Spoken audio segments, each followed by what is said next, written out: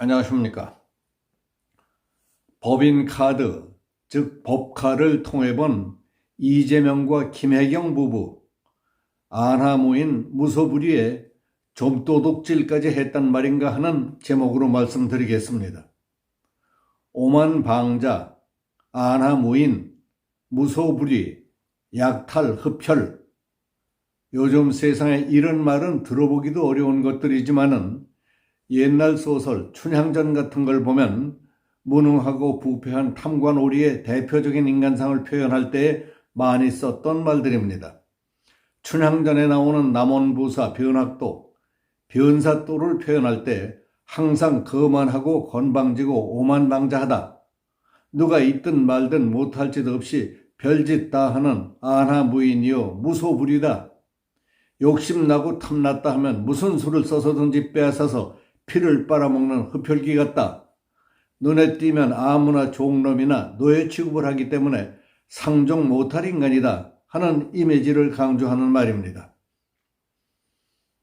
조선일보에서 인터뷰한 이재명의 법인카드, 법카 문제를 공익 제보한 조명현 씨의 인터뷰를 보면서 오만방자, 안하무인, 무소불위, 약탈 흡혈에 이르기까지 갖출 것을 다 갖추고 변사또보다 훨씬 더 악랄하게 진화한 현대판 악질 사또를 보는 것 같다 하는 생각을 지울 수가 없었습니다. 그동안의 보도를 통해 많은 사람들은 지방자치단체장이라는 관직에 있으면서 이재명이 연루됐다는 의혹을 받고 있는 어마어마한 대형 사건들이 한둘이 아니라는 사실에 그 사건의 규모와 건수에 놀랐을 겁니다. 그의 극악무도함과 간교한 술수 등을 보며 더 이상 사람 사는 사회에서 같이 살아서는 안 될 인간 말종이라고 알게 된 사람들도 많았을 겁니다. 그러나 신문 인터뷰를 통해 몸종같이 모시던 사람의 구체적이고 실감나는 이야기를 듣고 보니 아직도 저런 사람이 있는가 싶을 정도로 매우 생생해서 소름이 돋았습니다.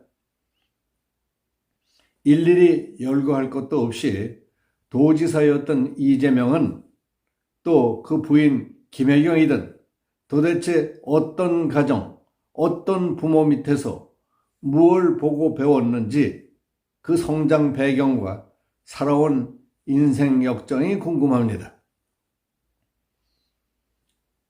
어떻게 그런 자세로 공직에 임해서 법과 제도를 초월해서, 아니 법과 제도를 깡그리 무시하며 부하 직원들의 법인카드까지 끌어다 쓸 수 있을까 믿어지지가 않았습니다.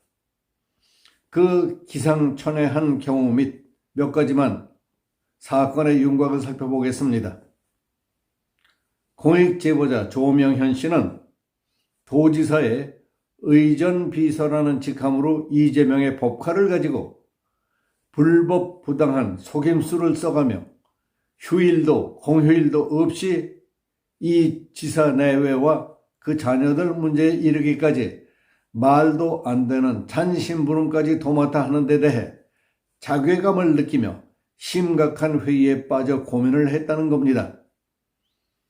명색이 7급 공무원으로서 매일 공관에 냉장고 채워놓기, 당뇨병자 위한 특별 아침 밥상 챙기기, 이재명이 먹던 샌드위치, 닭가슴살 샐러드, 과일 등 한 끼에 3만원대의 모닝 샌드위치 3종 세트, 이것만 한 달에 100만원 이상이 들어간답니다. 주말에도 출근해서 법카로 수라상을 차려야 했습니다.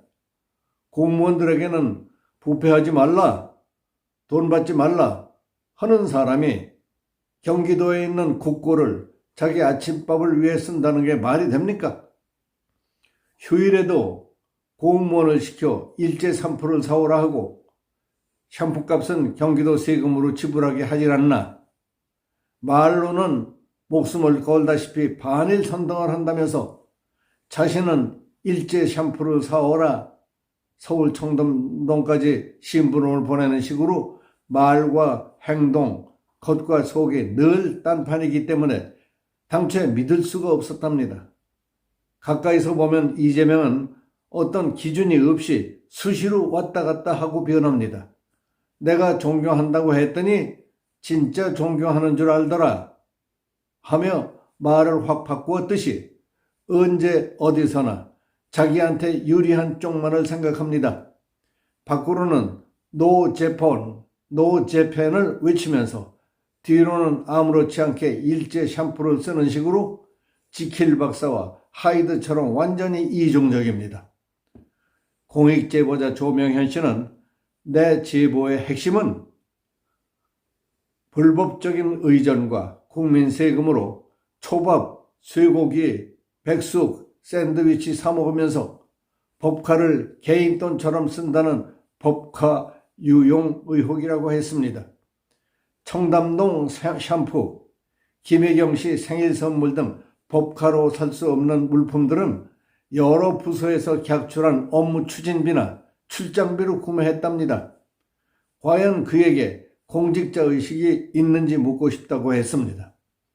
김혜경 씨가 공관에 다녀가는 날이면 냉장고가 텅텅 빕니다. 배 씨가 음식을 많이 채워두지 말라, 다 가지고 가니 적당히 넣어두라고 할 정도였답니다. 이재명은 자기에게 실익이 있는지 없는지만 따지는 사람이다. 단식으로 수사와 재판을 50일가량 지연시키지 않았습니까? 필요하다고 판단했으니까 단식도 했을 것이라고 했습니다. 조 씨는 그동안 이재명과 김혜경 내외를 직접 접하며 보고 느낀 것을 냉정한 입장에서 곰곰이 생각해 볼 기회가 있었답니다.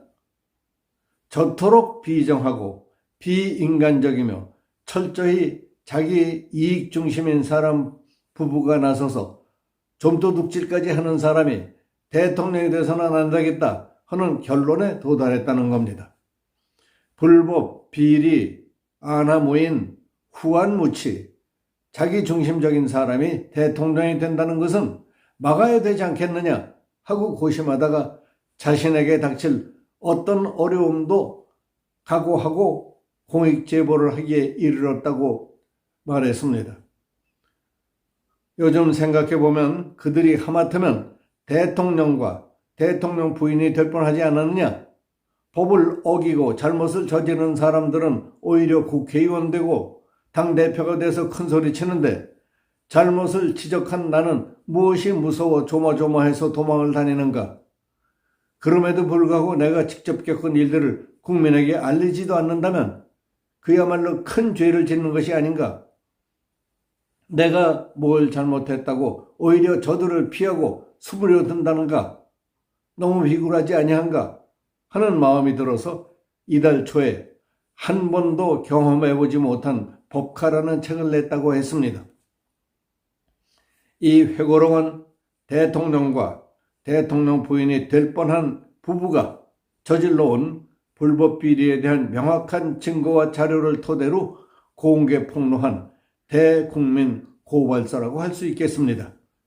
그리고 시대착오적이고 말과 행동에 전혀 다른 위선자들, 특히 정치판을 더럽히고 앞으로 우리 후대들이 살아가야 할 국가와 미래를 망쳐버릴 수밖에 없는 친북 좌빨들의 무자비하고 비인간적인 행각들을 고발한 조명현 씨의 소신과 용기에 박수를 보내지 않을 수 없습니다. 여기서 마치겠습니다. 감사합니다.